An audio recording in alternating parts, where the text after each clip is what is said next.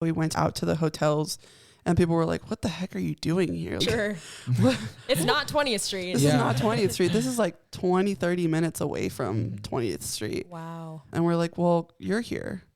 So we're going to come to you wherever you are because we want to be with you. Yeah. Even though you're not on our route anymore and you're in a totally different situation now. You're here and that's who matters. So we're going to come see you. People of Carson City, people everywhere around the world, this is David Christopher Pacheco. Hi, my name is Kimmy. My name is Arthur Ortiz. Been in Denver since 1973. Okay, so let's just talk in circles for a little bit. Just talk in circles, just shoot the breeze a little. Now they see beyond what I look like.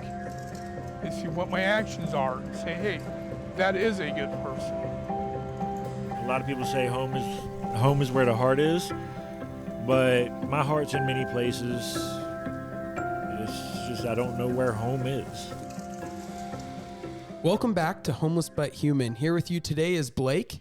And here with you today is Shayla. And we have two missionary guests today. And I can't wait to hear what come out of these two missionaries' mouths. So, Evelyn and Anthony, welcome to the podcast. We're so excited they're on the same street route, which means they go to the streets with the same people consistently each week throughout the course of the year. Yeah. Did you guys want to maybe just share a little bit about yourself, where you're from, and maybe what initially brought you to Christ in the City? Yeah.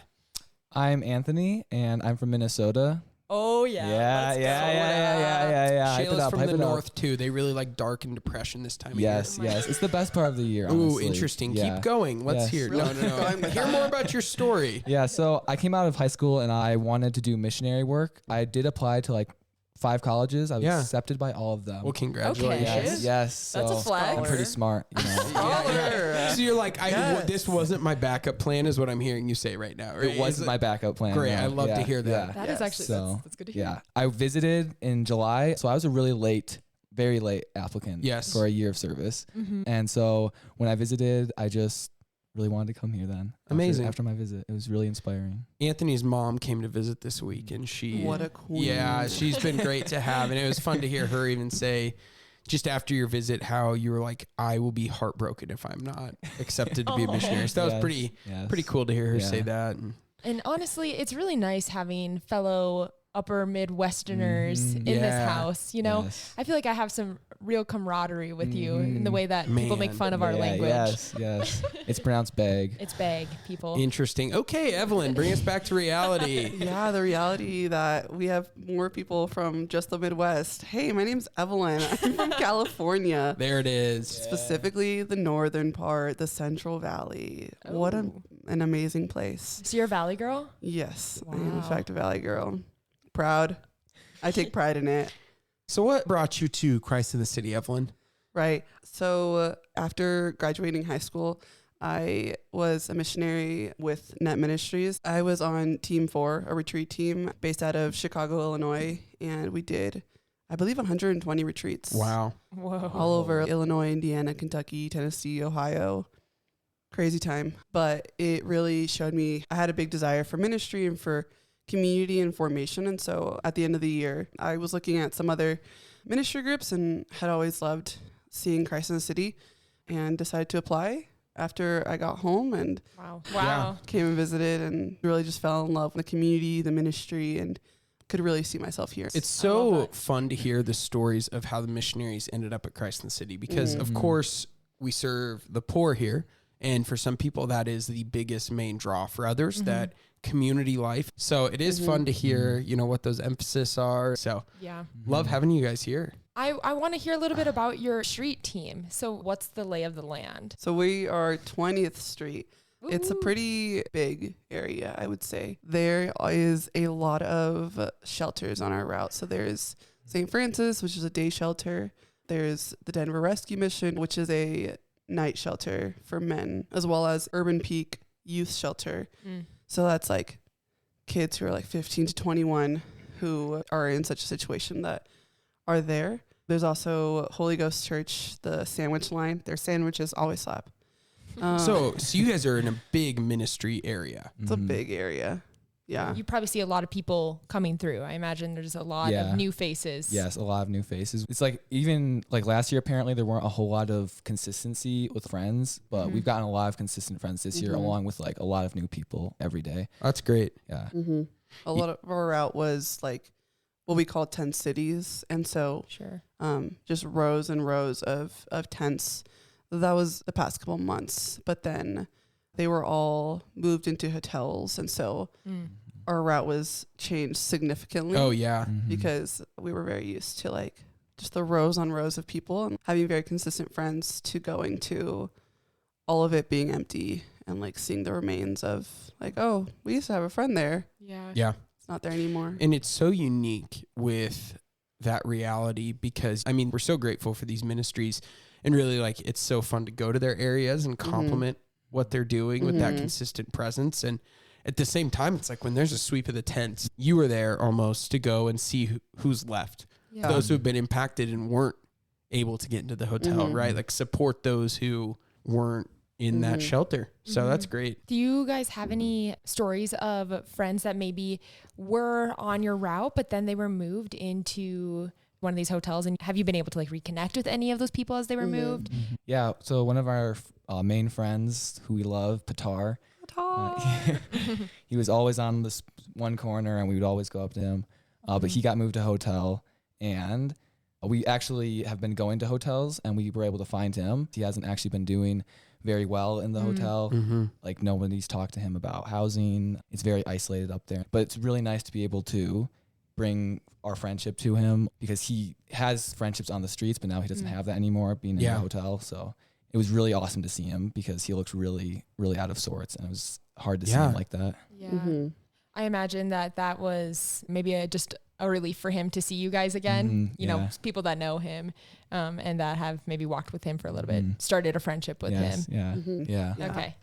It was really interesting because like as the sweeps were happening, because we were there like as they were getting their stuff together and like helping them move. And even our friends were like giving us the addresses of like, okay, this is where I'll be. Oh, wow. Oh, that is awesome. Sharing phone numbers so that we could stay in touch and even telling them, we were like, no, we'll see you again. Like, this is good. I remember even the first day that we went out to the hotels and people were like, what the heck are you doing here? Like, It's not 20th Street. This is not 20th Street. This is like 20, 30 minutes away from 20th Street. Wow. And we're like, well, you're here. So we're going to come to you wherever you are because we want to be with you. Yeah. Even though you're not on our route anymore and you're in a totally different situation now. You're here and that's who matters. So we're going to come see you. Yeah.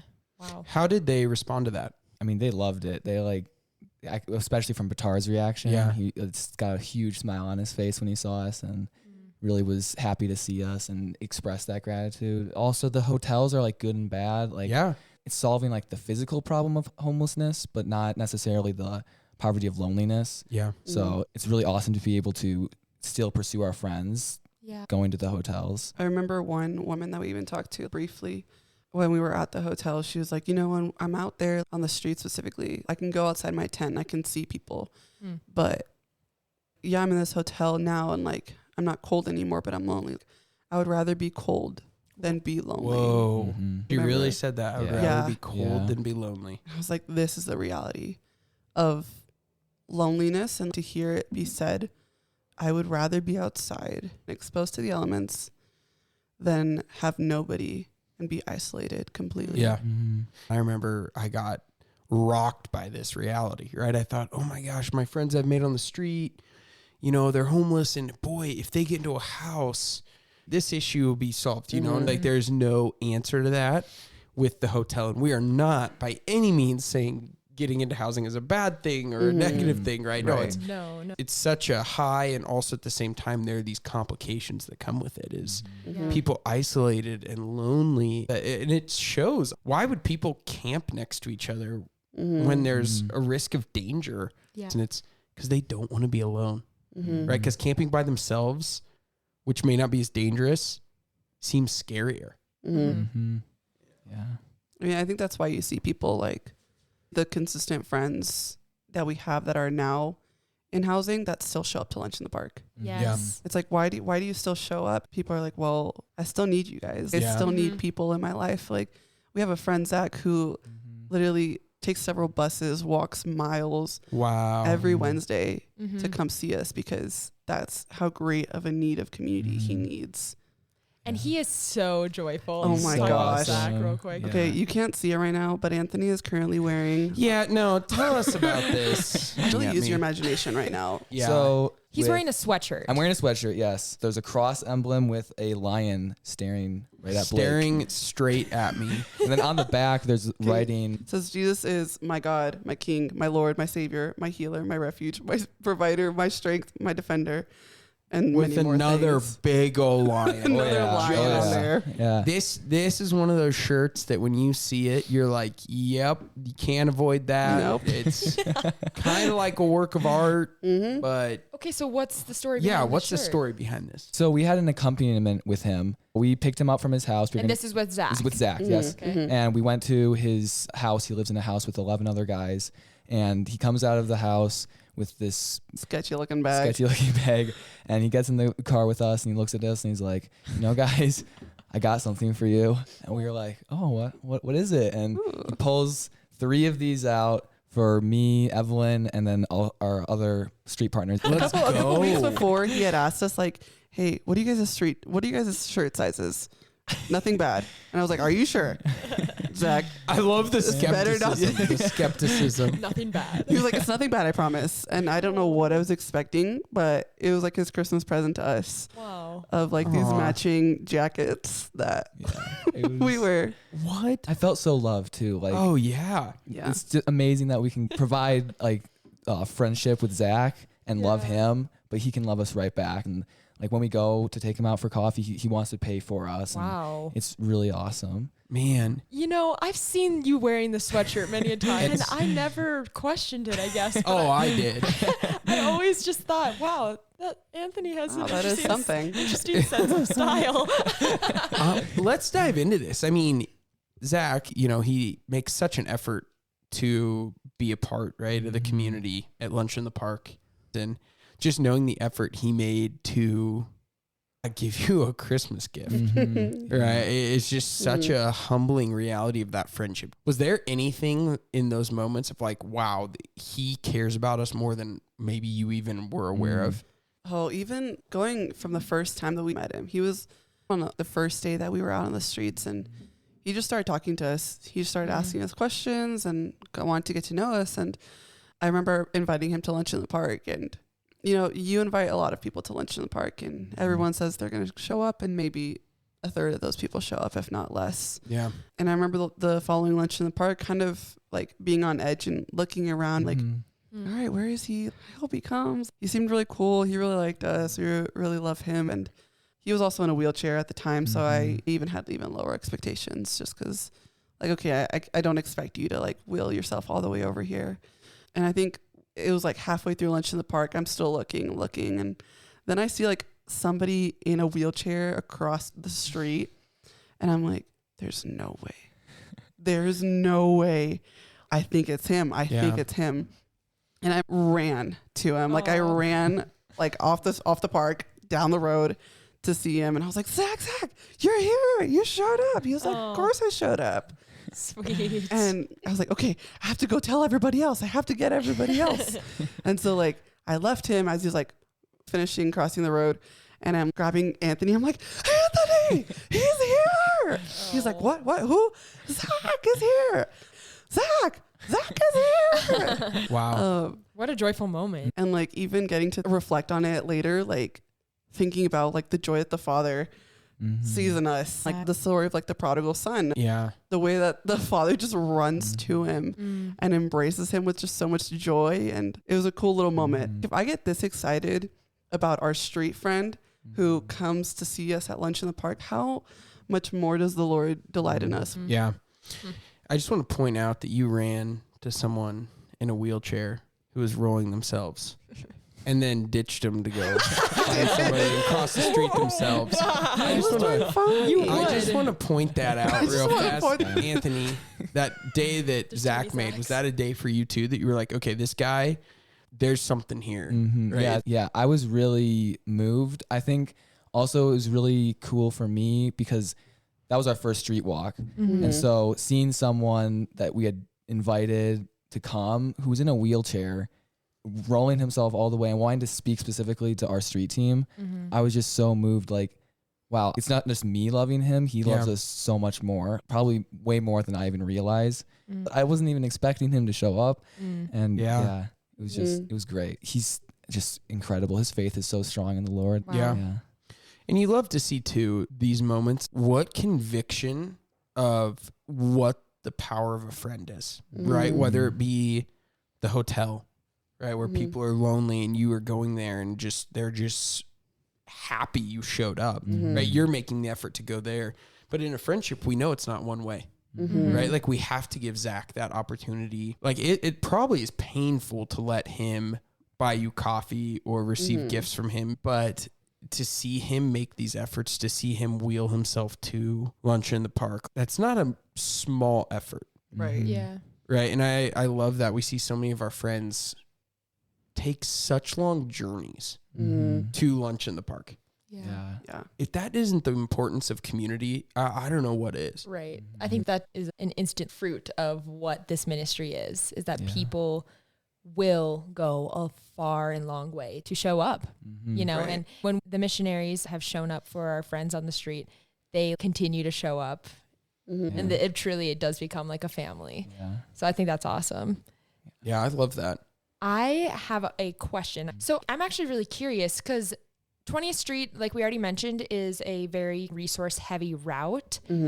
What is that like when you are approaching people that maybe they had bad news from a resource that day, or maybe they are on a path going to do something very tangible? What's that like for you to enter in from a different perspective and you're offering something completely different than maybe what they're going to get from those resources in the day? I imagine that takes some people off guard. Yeah, I mean, we actually yesterday met a guy who's off to St. Francis to get some clothing, and he said he didn't get the clothing that he wanted apparently. And then we just started talking to him. We're like, yeah, that's terrible, man. And his name was Michael, and it was just really cool. Like he totally forgot about his like problem, and he just engaged with us, and it was really just amazing. It really moved me to think like, wow, just each encounter that we have with these people on the streets can really change their day.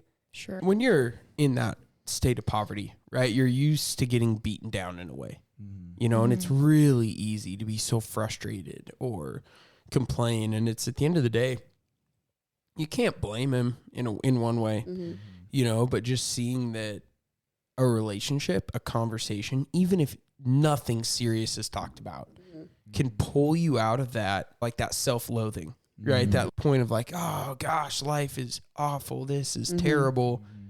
But it takes another in many moments to pull us out of that, you know, the person the Lord puts in our place. And I kind of love that. The amount of times we'll ask people, oh, how are you doing? And they're like, oh, well, you know, the Lord gave me another day. Like I'm here and I'm alive. And so, yeah, even seeing how people's faith, even when they're in the lowest point of their lives, that are still like, well, you know what, the Lord woke me up today and that's enough. Wow. Oh, I love it. Are there any other stories from the streets of friends you've met this year that you would want to share? Yeah, one of our friends, we met him a lot during the first few months. He was at Urban Peak. His name was Devonte, and he was a super quiet kid. So he's 15 to 21. Yes. Right. Yeah. Like he is young. He was 19. He was like, 19. And so we'd walk up to him, and then he would just kind of like smile at us, and we'd try and start conversation, but he just kind of not respond. And then after like a few months, we walk up to him and we kind of sit with him for 5 minutes after like not talking at all. An awkward silence. And then, but one of those times we were saying, okay, we gotta go to Mass, Devonte, because we'd always like be with him at the end of the day on the street walk.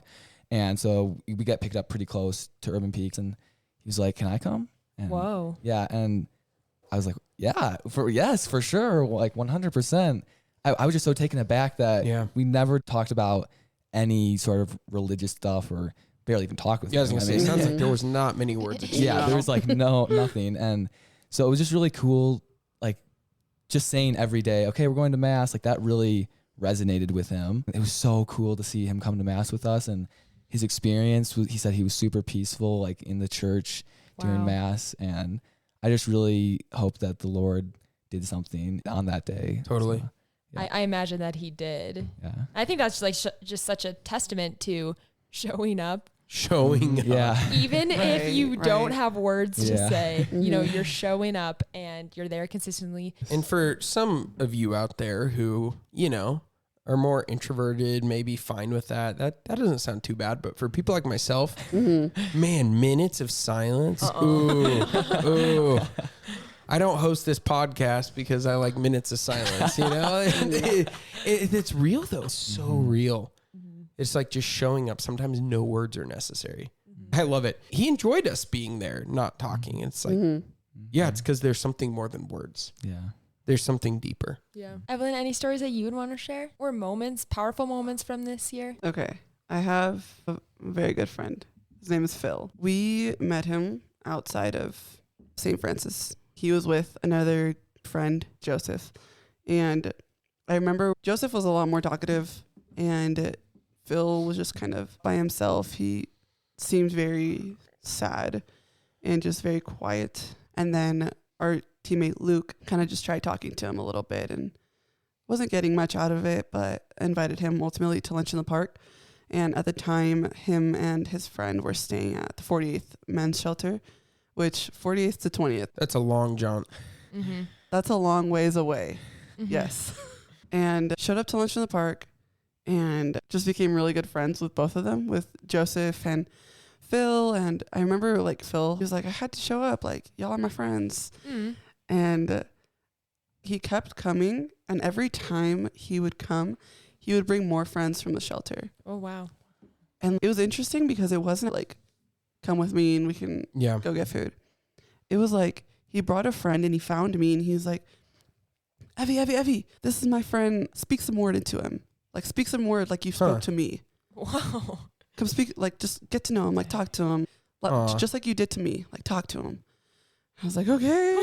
You're like, well, first of all, that's a lot of pressure. Yeah, I was like, hello, my name is Evelyn. Nice to meet you. And then that just kind of kept happening, where it was two of them to start, and then the next week there were more, and there were more, and there were more. And every time they would say the same thing, they'd be like, Evie, talk to them like you talk to us, like get to know them. And he would always assure the men that were with him, she's really sweet, like she's good, like this is a good girl to talk to, she's really nice, like wow. all these things. And I'm just there like, okay. You're like, I have to perform now. I remember I was on lines one day serving food as there's like a big group of them. There's like maybe 5 of them in total. Yeah. And Phil's like, Evie, come on, talk to him.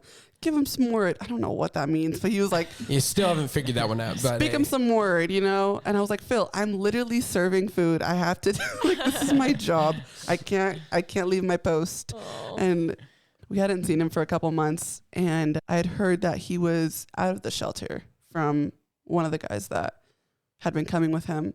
But like, we never got his phone number or anything. So like, we'll just never know. But we really, really loved him, and like we're really good friends. I had just been thinking, oh, I haven't seen Phil in a while. I really miss that guy. Yeah. And all of a sudden, it's towards the end of Lunch in the Park, and you just hear this like music coming from nowhere. So I turn around, and then I see Phil on a scooter. Wow. Pulling up. I saw him. Yeah, you saw.